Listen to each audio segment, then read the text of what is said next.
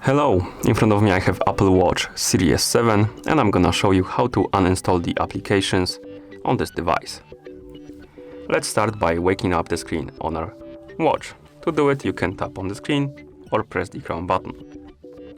I need to enter the passcode because I have a passcode protection on my watch to unlock it, and once you unlock it, you can press the crown button again to open the home screen. And here you have a list of apps, as you can see. And to uninstall some apps, we can press and hold on one icon to open this menu, and here we can tap on Edit Apps. And now, as you can see, some of the apps have this X button on them.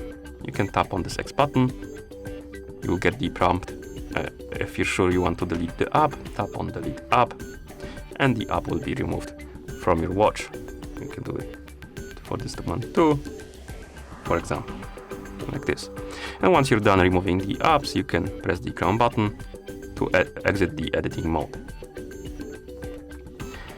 And that's how you uninstall the applications on this device. Thank you for watching. If you found this video helpful, please consider subscribing to our channel and leaving the like on the video.